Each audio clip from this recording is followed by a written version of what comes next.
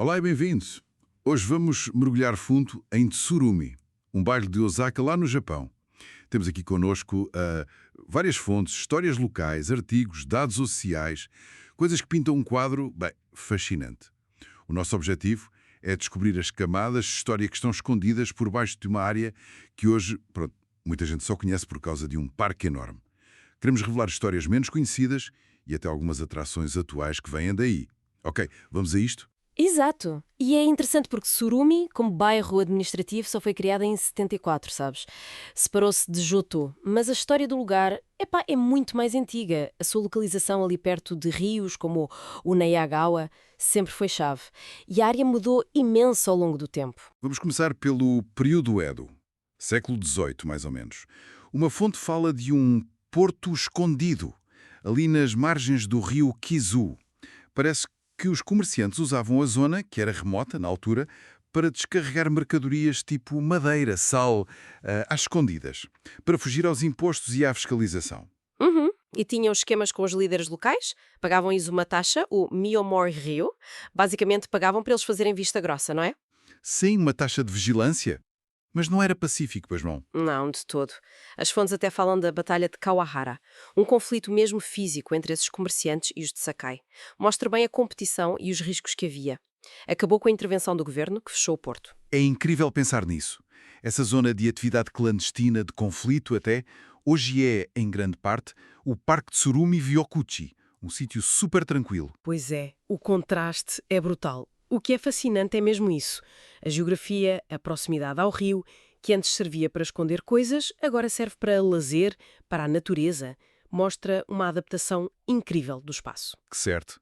Agora, dando um salto no tempo, era industrial, finais do século XIX e inícios do XX, surge a fábrica têxtil de Tsurumi. A Tsurumi Bosek tornou-se um símbolo da modernização do Japão, imagino. Sim, um símbolo, mas com um custo humano muito alto.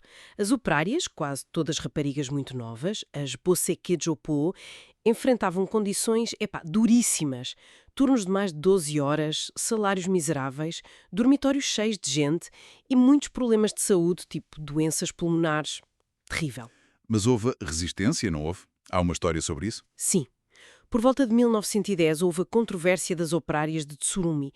Foi, na prática, uma das primeiras greves importantes de mulheres no Japão. Exigiam melhores condições. E como é que correu? Bem, foi reprimida. Mas mesmo assim foi um marco importante para o movimento laboral feminino. Mostra bem como a industrialização trouxe estas tensões. A fábrica depois fechou, já nos anos 30, com a depressão, mas a história ficou. E a história de Tsurumi fica ainda mais pesada. Durante a Segunda Guerra Mundial, certo? A fábrica mudou de mãos ou de propósito? Mudou de propósito. Passou para a Sumitomo Metal Industries e começou a produzir material de guerra. Peças para aviões, munições. E com a guerra faltava mão de obra. Exatamente. E aí entra o Gakuto Doin Rei, a ordem de mobilização de estudantes.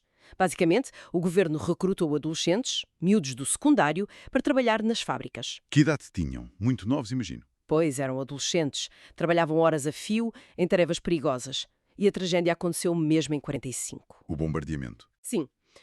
Um bombardeamento aéreo atingiu a fábrica e os dormitórios onde estes estudantes ficavam. Morreu muita gente. Ainda hoje existe lá um memorial, um IROG. Uau, é pesado pensar nisso tudo. Trabalho forçado de jovens, bombardeamentos. E depois, décadas mais tarde, essa mesma área transforma-se num símbolo de paz e natureza. É quase inacreditável esta capacidade de reinvenção. É notável. E o grande ponto de viragem, o que permitiu essa transformação toda, foi a Expo 90, não é? A Exposição Internacional de Flores e Verdura, a Hanahaku, Exatamente. foi realizada ali mesmo, em Tsurumi, em terrenos que antes eram pântanos ou zonas industriais. E isso mudou tudo. Completamente. A Hanaku não foi só um evento de 6 meses. Foi o que impulsionou a criação do Parque Comemorativo da Expo 90, o Tsuruminjyokuchi, que é hoje um dos maiores parques urbanos de Osaka. Foi uma requalificação total. Mudou a identidade do bairro de industrial para verde. E hoje o parque é uma espécie de joia escondida, para quem visita Osaka, talvez. Tem imensa coisa para ver e fazer. Tem aquela estufa gigante, a Sakuya Kono Hanakan, com plantas do mundo inteiro. Uhum. É uma das maiores do Japão, é incrível. Tem a colina do moinho de vento, com flores diferentes em cada estação. Tem até uma montanha artificial, a Tsurumi Shinzan, que com 39 metros é o ponto mais alto da cidade de Osaka. Sim, tecnicamente é. É engraçado isso. E depois tem zonas de barbecue, centro equestre, piscinas, spa. É enorme e muito variado. E a história continua lá, de forma subtil, como aquelas cerejeiras. Ah, sim, as cerejeiras da Casa da Moeda de Osaka. Nos anos 70 iam remodelar a Casa da Moeda e tinham lá variedades raras de cerejeiras, as Satozakura. Para não se perderem, foram transplantadas para onde viria a ser o parque. Foram salvas e hoje estão lá, a ligar o presente a esse passado. É giro. Portanto, resumindo, Tsurumi passou de um sítio de atividades clandestinas e depois industriais, até mesmo de guerra, para um parque vibrante, reconhecido internacionalmente. Exato. O parque é mais do que relva e árvores. É um lugar de lazer, de aprendizagem, mas construído sobre estas camadas todas de história.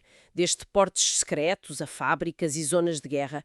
É um símbolo de regeneração. E até o nome, Tsurumi, tem as suas histórias, não é? Tem.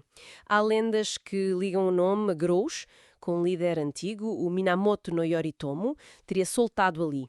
Outra versão, mais prática, diz que o nome surgiu com a criação do bairro ligado ao próprio parque, Tsurumi Ryukuchi. Fica então a reflexão, talvez, da próxima vez que estivermos num parque urbano ou numa zona assim moderna, que histórias poderão estar ali, debaixo dos nossos pés? Exatamente. E como é que conhecer esse passado pode, se calhar, enriquecer a forma como vivemos e apreciamos esses sítios hoje? Fica a pergunta.